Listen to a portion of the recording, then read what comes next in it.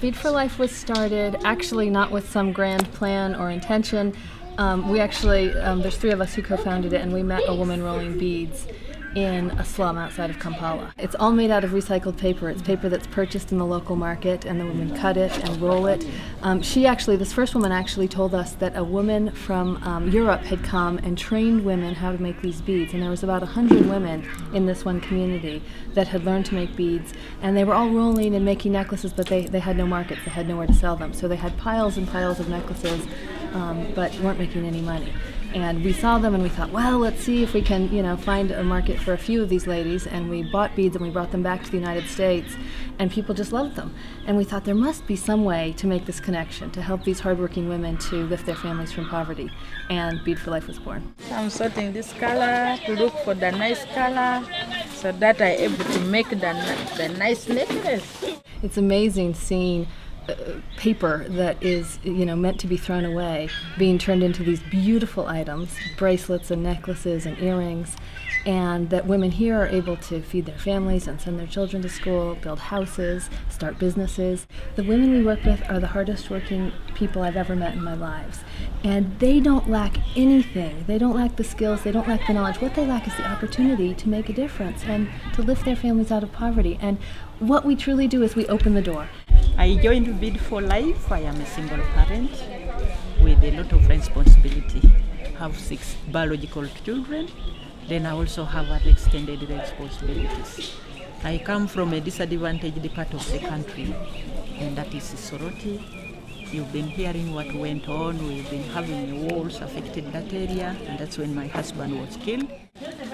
When I became a member of Bead for Life, my life changed all in my home with my family, because Bead for Life got me when I was very, very poor and in darkness. So that's when I came across to Bead for Life. So Bead for Life picked me in that situation. I was looking so bad. When my husband died, I couldn't get any money from somewhere else. So when I joined Bead for Life, I could now afford to eat 2 meals a day.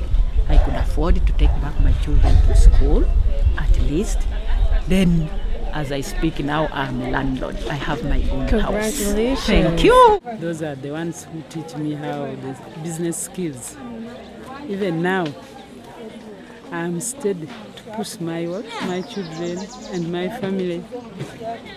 All of them, I think if God wish, they are going to reach in the university because of Bead for Life. Literally in front of your eyes, you can see these women changing. Not only are they gaining weight, many of them were sick when they were enrolled, they're HIV positive now, their faces are fuller, but every week they come and they say, Devin, I've put my child in school, or I've replaced my roof with tin sheets. So there's those material things. But then there's something else that's just about the pride that they have, the way they carry themselves with dignity, the brightness in their eyes. They're so thrilled that they're actually making money for the first time in their lives for some of them.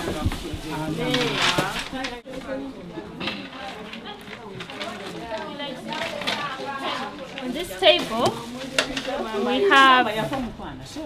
we beaders put different kinds of stuff or necklaces, and then we choose according to the colors that are going to sell.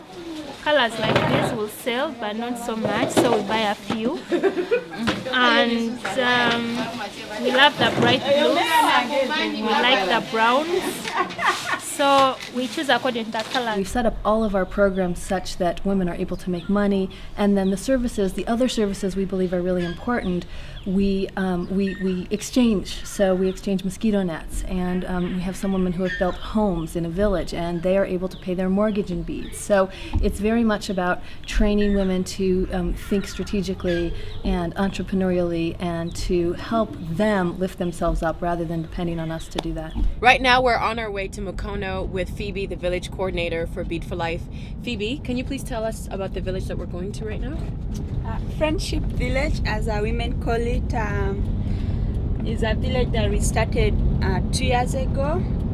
The women really told us some of their needs in our surveys, and they said their greatest needs were to ever own a house of their own, have a house of their own on their own piece of land, be able to take their children to school, and have a business that they would be manning themselves.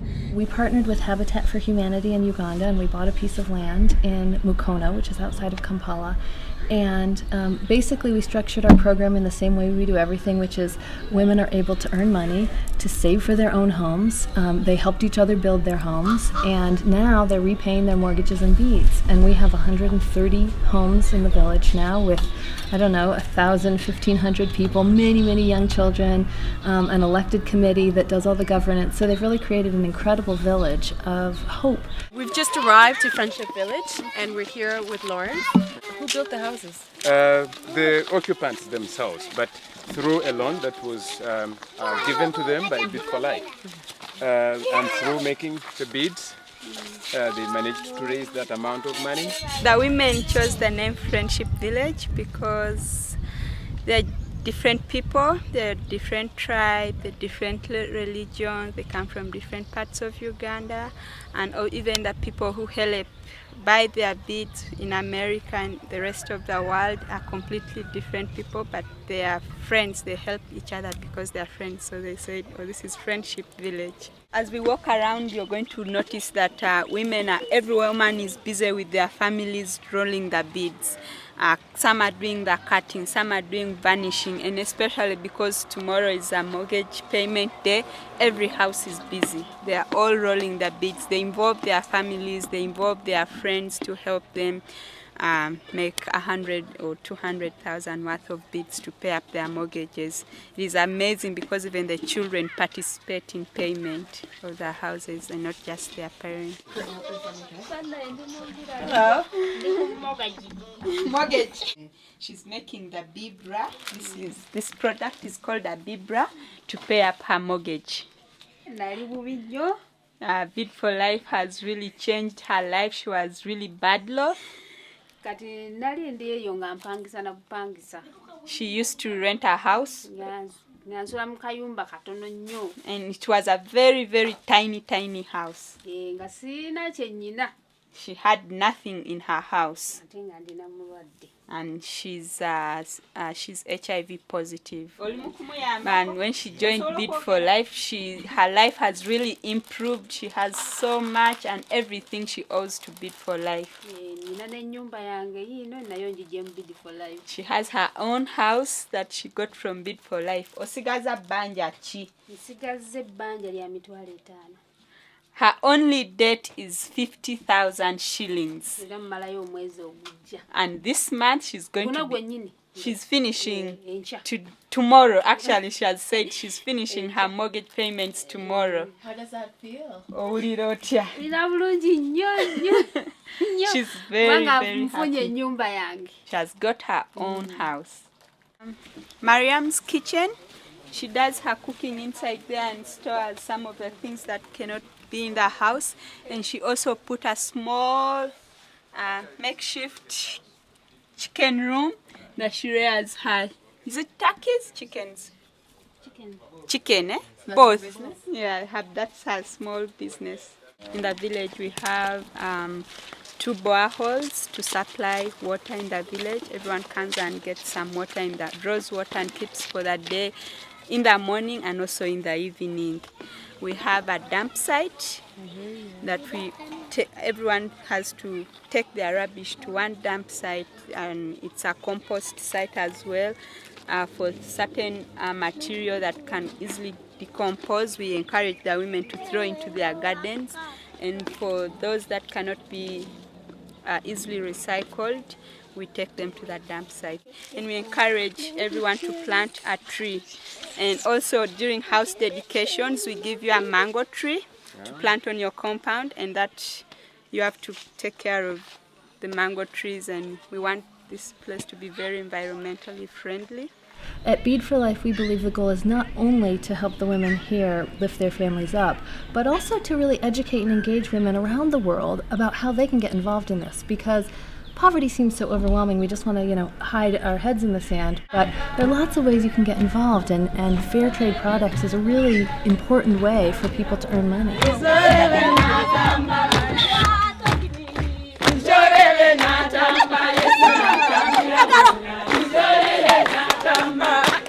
That's Friendship Village behind me, home to 132 different families built bead by bead. For more information on how you can get involved for Bead for Life, log on to beadforlife.org. It's amazing that that village is built on recycled paper, something a lot of us think is trash. I'm Nam Kiwanuka. There's more to come after the break.